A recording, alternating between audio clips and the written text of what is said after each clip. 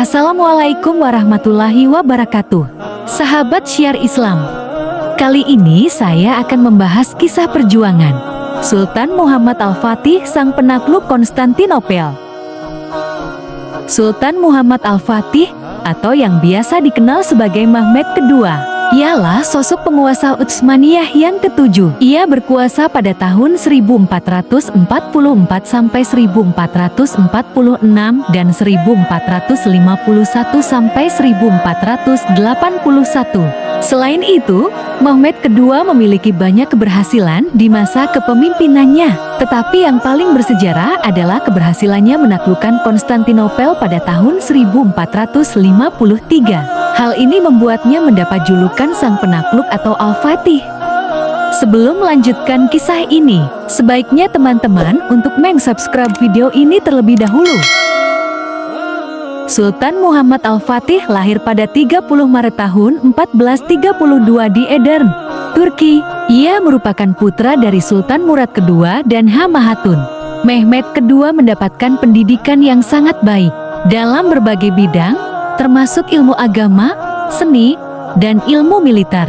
Ayahnya, Sultan Murad II, menginginkan Mehmed untuk menjadi pemimpin yang kuat dan mempersiapkannya untuk mengambil alih kepemimpinan Utsmaniyah. Maka dari itu, Sultan Murad II mengirim Mehmed kecil yang berusia 11 tahun untuk memerintah di wilayah Amasyah agar mendapat bekal apabila naik tahta kelak. Sultan Murad juga mengirim guru-guru untuk mendidik putranya. Salah satu ulama yang berpengaruh pada waktu itu ialah Syekh Muhammad Syamsuddin bin Hamzah yang juga menjadi salah satu gurunya, sehingga membuat Mehmed terpengaruh pentingnya menaklukkan Konstantinopel. Konstantinopel, juga dikenal sebagai Bizantium sebelumnya, adalah ibu kota Kekaisaran Romawi Timur dan kemudian menjadi pusat Kekaisaran Bizantium.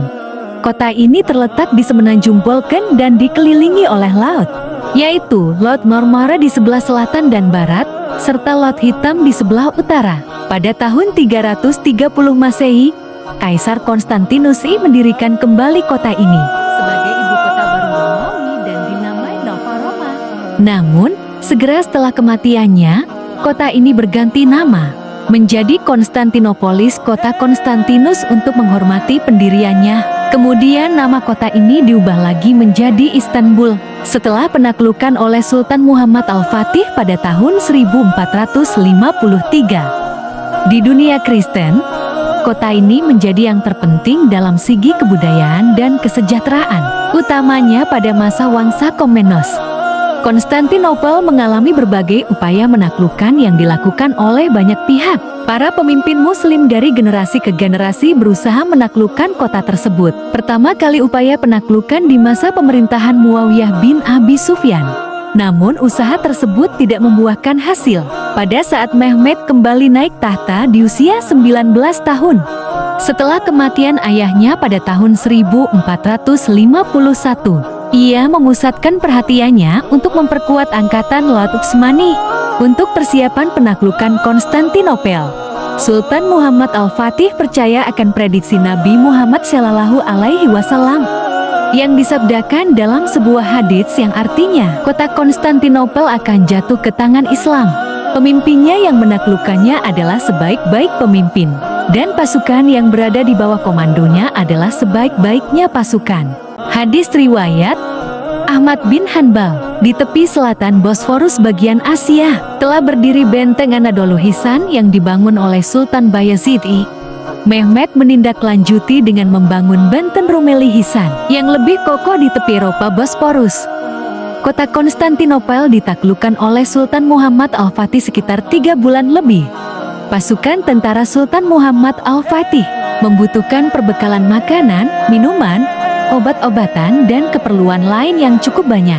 Oleh karena itu, Sultan Muhammad Al-Fatih memerintahkan untuk mengirim perbekalan tersebut lewat jalur laut menggunakan kapal.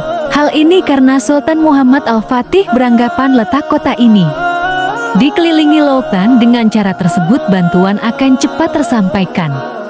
Namun sesampainya perbekalan tersebut ternyata seluruh lautan di dekat dermaga dipasangi rantai-rantai yang mengakibatkan kapal-kapal yang membawa perbekalan, dan kebutuhan untuk pasukan tentara perang itu tidak bisa sampai di tempat tujuan.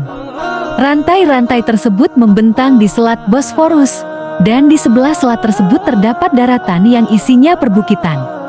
Dan di seberang daratan tersebut terdapat Laut Marmara. Sultan Muhammad Al-Fatih berpikir keras agar kapal-kapal tersebut bisa sampai ke tempat mereka. Akhirnya, Sultan Muhammad Al-Fatih memutuskan untuk membawa kapal-kapal perbekalan melewati perbukitan. Kapal-kapal itu dialasi dengan kayu pohon yang letak dilapisi lemak binatang agar licin. Lalu kapal-kapal tersebut ditarik oleh ribuan pasukan tentara menaiki perbukitan. Sesampainya di atas bukit, kapal-kapal itu dibuat turun dengan sendirinya, layaknya mainan perosotan tanpa harus ditarik lagi. Setelah melewati perbukitan, kapal-kapal bisa tiba di Laut Marmara dan bersandar di tepi pantai. Hebatnya, 70 kapal dipindahkan dari Selat Bosporus ke laut hanya dalam waktu 1 malam. Taktik cerdas tersebut belum pernah terpikirkan oleh pemimpin sebelum Sultan Muhammad Al-Fatih. Sultan Muhammad Al-Fatih memiliki peran besar dalam perencanaan pembuatan meriam besar, termasuk yang dikenal sebagai Beylikatop atau Dardanelles Gun. Meriam ini juga dikenal sebagai Great Turkish Bombard dalam bahasa Inggris. Meriam ini memiliki diameter yang sangat besar, sekitar 76 cm atau 30 inci, dan panjang yang mencapai sekitar 518 cm atau 204 inci. Bobotnya diperkirakan mencapai sekitar 18 ton.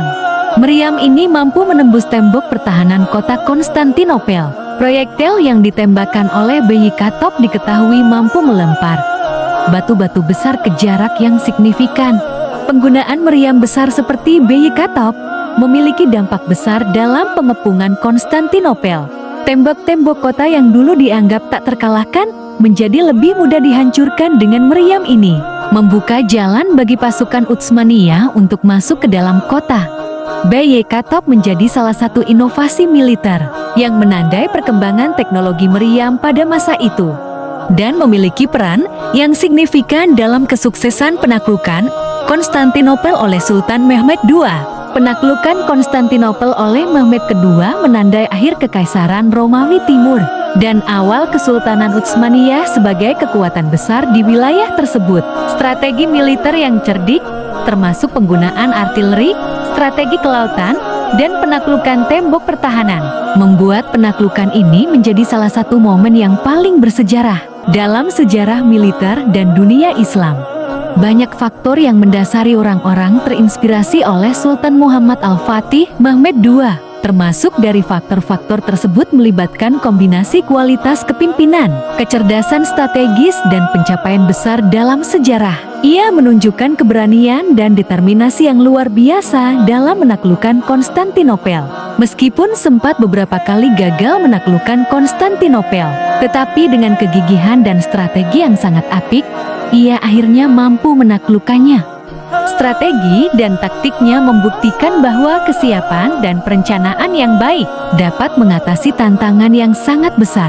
Sultan Muhammad Al-Fatih dikenal sebagai pemimpin yang adil. Dibuktikan dengan setelah ditaklukkannya Konstantinopel, ia memastikan bahwa warga kota, terlepas dari agama atau etnis mereka, dan memberikan mereka hak-hak yang adil dan keamanan.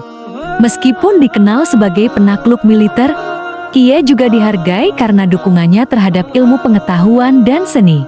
Sehingga ia pun mendirikan perpustakaan dan pusat ilmu pengetahuan, serta memberikan dukungan kepada cendekiawan dan para seniman.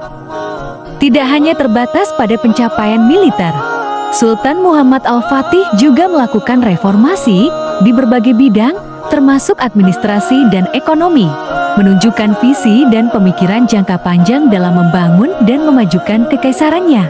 Setelah mengalami pemberontakan dan pengasingan pada awal masa pemerintahannya, ia bangkit kembali untuk menjadi pemimpin yang sukses dan menaklukkan Konstantinopel.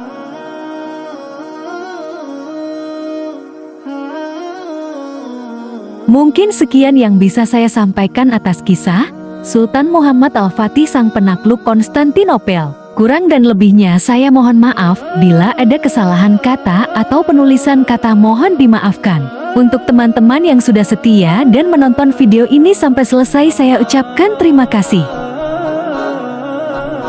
Saya akhiri, wassalamualaikum warahmatullahi wabarakatuh.